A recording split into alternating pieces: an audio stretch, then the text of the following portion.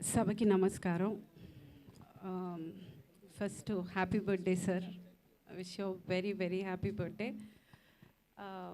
లేదండి, ఆయన కవర్ అయిపోతారు. ఆయన గురించి మాట్లాడేటప్పుడు ఆయన చూసుకుంటూ మాట్లాడదామని. ఓకే, ఫస్ట్ ఆయన ఈ 2 months ముందు నాకు ఒక లైఫ్లో ఒక పెద్ద లెసన్ నేర్పించారండి. నాకు ఏషియన్లో సిల్వర్ మెడల్ వచ్చిన వెంటనే ఫస్ట్ కాల్ సినిమా నుంచి చాలా తక్కువ మంది కాల్ చేశారు నాకు. అందులో ఫస్ట్ కాల్ నాకు బ్రహ్మానందం గారిది. నేను నా లైఫ్లో నేను మర్చిపోలేను. అంటే ఇప్పటికీ ఆ కొడుతుంది, ఆ రికగ్నిషన్ నాకు ఇంకా రాలేదు, మన ఫ్యామిలీ కోసం నేను చేశాను, నాకు ఇంకా రాలేదని ఒక కొరత ఎక్కడో ఉన్నా కానీ పెద్దగా ఆయన ఫోన్ చేసి నాకు ఇచ్చిన wishes was very very special to me. And ఆ విషెస్ అనేది మనము అక్కడ చెయ్యాలి, ఏదైనా ఒక మంచికి చెడుకి మనం వెళ్ళి నిలబడాలి, అది ఆ మనిషికి ఎంత అవసరం అవుతుందనే ఆ చిన్న లాజిక్ నాకు నిజంగా ఇన్నేళ్ళు నాకు తెలియదు. నేను చాలా దూరంగా ఉంటాను మీడియాకి, మనుషులకి, ఈవెంట్స్కి, ప్రతిదానికి. బట్ మీరు తెలుసో తెలియకో నాకు అది నేర్పించారు అని చెప్పచ్చు. Because I feel how important it is. ఆ ఒక్క మాట ఎంత స్ఫూర్తినిస్తుంది, ఎంత ఎంకరేజ్ చేస్తుంది అనేది నేను ఆ మాటలో నేర్చుకున్నాను. So I'm truly blessed sir with your wishes. And అంతే, విచ్చేసిన అందరికీ thank you. Wish you very happy birthday sir. Thank you ma'am, thank you so much.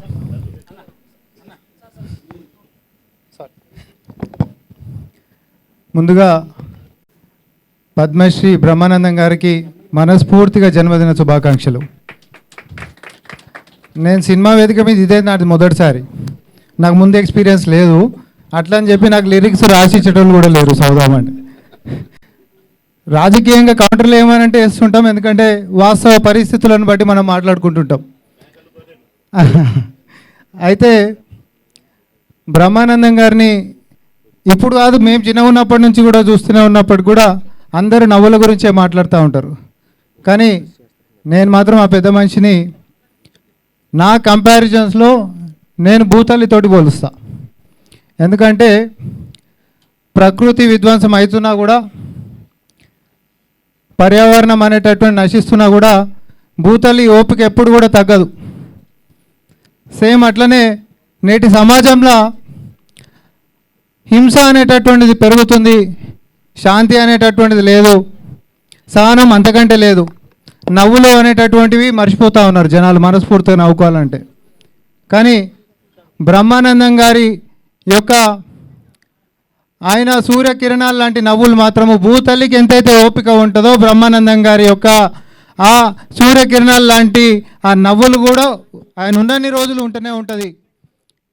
ఎందుకు అనంటే ఏమో నాకు కొన్నిసార్లు అనిపిస్తుంది, ఇట్లాంటి పెద్ద మనుషులందరూ మన మధ్యలో ఈరోజు అంటే ఉన్నారు, రేపొద్దున ఇట్లాంటిది మళ్ళీ కంటిన్యూయేషన్ అనేటటువంటి అంశాల్లో ఆ పెద్దయిన బాటలో మనందరం నేర్చుకోవాల్సినటువంటిది ఏంటిది అని అంటే, కేవలం కళాకారుడి లెక్క కాదు ఆయన యొక్క జీవితంలో. నేను ఎందుకంటే ఎప్పుడు బ్యాక్ స్క్రీన్లో అయిన కష్టాలు ఎప్పుడు ఈ ప్రపంచానికి చెప్పలే.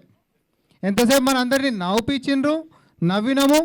మన జీవితాలలో కష్టాలలో ఉంటున్నటువంటి వాళ్ళు కూడా ఇందాకనే పెద్ద అన్నట్టు సాయంత్రం పూట జరిసేపు స్క్రీన్ చూస్తే సరదాగా కాసేపు నవ్వుకునేటటువంటి ఆ యొక్క సంతోషాన్ని అందించేటటువంటి మహానుభావులు రానున్నటువంటి కాలంలో ఆయన యొక్క స్ఫూర్తిలో, ఆయన అడుగుజాడలో ముందు కూడా నడుస్తూ మనం పోవాల్సినటువంటిది.